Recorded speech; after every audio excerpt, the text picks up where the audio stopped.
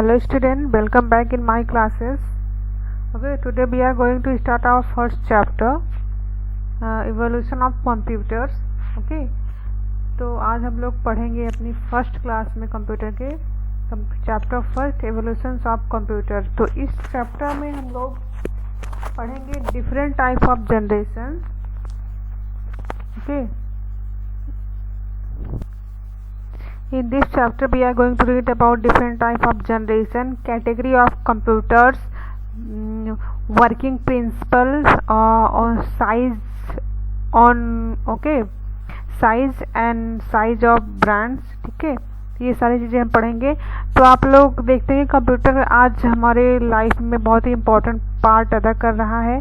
ठीक है, तो जैसे जैसे हमारे जनरेशन्स बढ़ रही है, हमारा कंप्यूटर, लैपटॉप, डेस्कटॉप ये सारी चीज़ें आ रही हैं, तो कंप्यूटर क्या है? एक इलेक्ट्रॉनिक मशीन्स है जो क्या काम करती है? मैथमेटिकल और लॉजिकल कैलकुलेशंस को परफॉर्म करती है।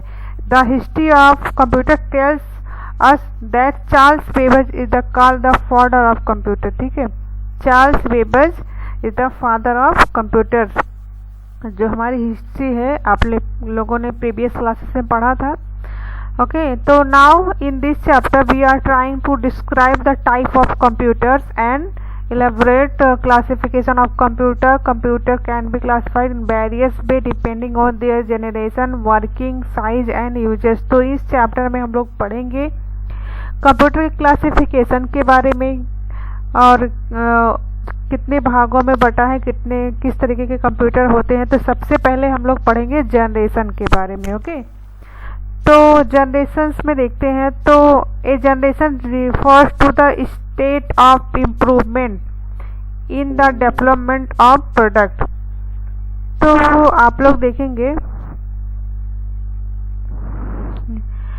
कुछ भी चीज़ें अगर बनती हैं तो वो टाइम टू टाइम डेवलप होती रहती हैं। तो वैसे ही जनरेशन से इन द सेंस है कि कंप्यूटर पहले कैसे था और अभी के टाइम में कैसे है, तो उसमें इम्प्रूवमेंट हुई है धीरे धीरे चीज़ों। ठीक है, तो विथ ईच न्यू जनरेशन, जैसे ही नई जनरेशन आई उसमें कुछ चीज़ें डेवलप हुई। ठीक है, जैसे वो और छोटा हो गया, उसकी टेक्नोलॉजी और एडवांस हो गई। ठीक है, तो उसका रिजल्ट ये हुआ कि वो बहुत ही छोटा हो गया। Speed, power, memory, computer have increase. ठीक है, तो जैसे जैसे नई चीज़ें आती हैं पुरानी चीज़ें चेंज होती जाती हैं। तो सबसे पहला जो हमारा कंप्यूटर था, फर्स्ट जनरेशन का कंप्यूटर, उसमें ये वैक्यूम ट्यूब लगे होते थे, ढेर सारे वैक्यूम ट्यूब लगे होते थे। बहुत ही स्लो था, एक्सपेंसिव था, महंगा था। और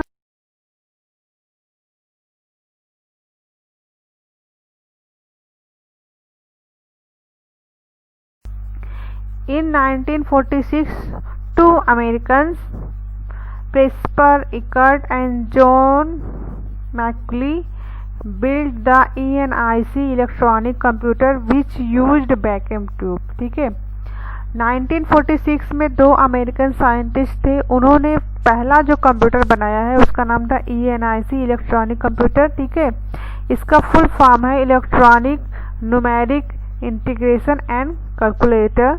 ओके, तो ये जो कंप्यूटर था इसमें थाउजेंड्स ऑफ वैक्यूम ट्यूब लगे होते थे। ये है आपका vacuum tube, thousands of vacuum tube use होते थे। Which took up a lot of space, जो कि बहुत ज़्यादा स्पेस लेता था। And gave off a great deal of heat just like light bulb do. ठीक है, तो जब बहुत ज़्यादा स्पेस लेगा तो इसके अंदर जो बल्ब लगी होती थी वो बहुत ज़्यादा हीट देता था, इसलिए बहुत जल्दी वो हीट हो जाता था। ठीक है, तो हम इसके कैरेक्टरिस्टिक के बारे में पढ़ेंगे। वैक्यूम ट्यूब इसमें लगे हुए थे। पंच टैप, इनपुट और आउटपुट के लिए पंच टैप का यूज होता था। ठीक है, और 1000 सर्किट्स पर क्यूबिक इसका फुट था, इसका जो फुट था। ठीक है, तो इसके अंदर ये सारे एग्जाम्पल्स आ जाते हैं। ठीक है, जो कंप्यूटर्स बने थे हमारे फर्स्ट जनरेशन में। आ जाता है हमारा सेकेंड जनरेशन। सेकेंड जनरेशन हमारा स्टार्ट होता है 1959 टू 1964 तक, और इसमें वैक्यूम ट्यूब की जगह क्या यूज था? ट्रांजिस्टर यूज हुए थे। ठीक है, as the development moved further, जैसे ही चीज़ें डेवलप हुई, आगे बढ़ी, the second generation computer knocked the door, तो हमारा जो सेकेंड जनरेशन का कंप्यूटर था वो आ गया। इन 1980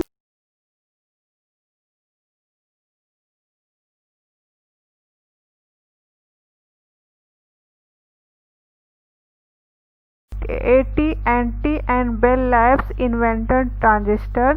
The transition was faster, more reliable, smaller, much cheaper, built than a vacuum tube। ठीक है, वैक्यूम ट्यूब को बनाने में हमारे 3 साइंटिस्ट लगे थे, ओके, और इन्होंने मिलके एक ट्रांजिस्टर बनाया था जो कि ट्रांजिस्टर किसको रिप्लेस करता था, वैक्यूम ट्यूब जो आप लोगों ने ऊपर देखा था। वो बहुत ज़्यादा हीट होता था, बहुत ज़्यादा स्पेस लेता था, बहुत ज़्यादा बिजली लेता था, इसलिए उसको रिप्लेस करके ये आपको जो दिख रहे हैं ये ट्रांजिस्टर इन्होंने बना दिया। ठीक है, one transistor replace the equipment of 40 vacuum tube. एक ट्रांजिस्टर 40 वैक्यूम ट्यूब को रिप्लेस करता था। As the size of electrons components decrease from vacuum tube to transistor, the size of computer also decreased and it become much smaller than that of earlier computer। तो जब 40 vacuum tube की जगह एक transistor लगने लगा तो इससे क्या हुआ कि उसका जो साइज था वो बहुत डिक्रीज हो गया, छोटा हो गया, बहुत ही उससे थोड़ा सस्ता हो गया। ठीक है, और कम स्पेस लेता था, कम बिजली लेता था, और हीट भी नहीं होता था। तो इसके क्या हुआ कि they are very cheap the produce. ठीक है, तो इसको प्रोड्यूस करना थोड़ा सस्ता हो गया। ये बहुत ही फास्टर वर्क करता था और वैक्यूम ट्यूब से ज़्यादा अच्छा था।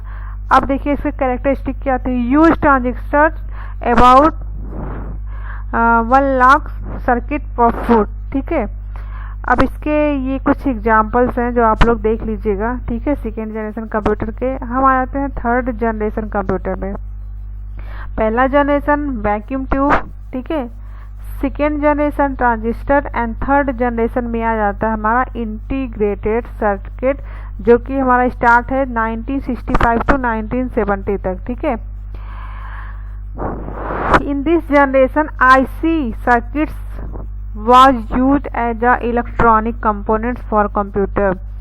इस जनरेशन में इंटीग्रेटेड सर्किट का यूज हुआ था इलेक्ट्रॉनिक कंपोनेंट्स के रूप में। The development of IT gave birth of the new field of the micro electrons. IC के आने से एक इलेक्ट्रॉन के क्षेत्र में एक नई क्रांति आ गई। इसका एक यूज ये हुआ कि ये बहुत सस्ता था, सुपीरियर, इसकी जो परफॉर्मेंस थी बहुत अच्छी थी, सुपीरियर परफॉर्मेंस थी, और ये बाकी सभी सर्किट से जो प्रीवियस सर्किट यूज हुए थे जैसे कि ट्रांजिस्टर, वैक्यूम ट्यूब, उन सब से इसकी परफॉर्मेंस बहुत अच्छी थी और ये उससे थोड़ा रिलायबल था। ठीक है, रॉबर्ट नाइस और ठीक है, इनकी एक फेयर चाइल्ड कॉरपोरेशन थी जिसमें जय केबली और टेक्सास इंस्ट्रूमेंट्स ने मिलकर इसको डिस्कवर्ड किया था। ठीक है, ये थर्ड जनरेशन कंप्यूटर को बहुत ही कैरी आउट कर सकता था। इसके इंस्ट्रूमेंट को बिलियंस इंस्ट्रक्शन 1 सेकेंड में ये कैरी आउट कर सकता था। थर्ड जनरेशन का जो कंप्यूटर था 1 सेकेंड में बिलियंस ऑफ इंस्ट्रक्शन को कैरी आउट कर सकता था। ये बाकी मशीनों जो हमारे फर्स्ट और सेकेंड जनरेशन के कंप्यूटर थे उनके अकॉर्डिंग थोड़ा ये क्या था, छोटा था, एक फाइल कैबिनेट के जैसे हो गया, साइज ऑफ फाइल कैबिनेट। ठीक है, ये लार्ज स्केल इंटीग्रेटेड सर्किट था, 10 मिलियन सर्किट पर स्क्वायर फुट इसका लगते थे। ठीक है, ये हमारे कुछ इसके एग्जांपल्स हैं थर्ड जनरेशन। अब आ जाता है हमारा fourth generation computer. Fourth generation computer start होता है 1971 से और अभी जो चल रहा है वो यही चल रहा है, माइक्रो प्रोसेसर। ओके, तो इस जनरेशन में जो हम लोग आज वर्क कर रहे हैं ये हमारा क्या है, वर्किंग टुडे, ये हमारा फोर्थ जनरेशन है। Computer see around belong the fourth generation computer. आजकल जो भी आप कंप्यूटर देख रहे हो, चाहे लैपटॉप हो गया या आपका डेस्कटॉप हो गया, ये सारे हमारे फोर्थ जनरेशन के कंप्यूटर हैं। Micro processor is the main concept of behind this generation of computer. इस कंप्यूटर के पीछे माइक्रो प्रोसेसर जो कि ये है, ये इसका मेन कंसेप्ट है। इसमें millions of transaction into single chip. इसी में आपको देख रहे हैं छोटे छोटे से मिलियंस ऑफ ट्रांजेक्शन जो है वो इसी में आपको दिख जाएंगे। एक चिप में लगा होता है जो कि कैलकुलेशन को बहुत ही फास्टर कर देता है। Okay, because electricity travels about a foot in a billionth of the second. The smaller the distance, the greatest of speed computer।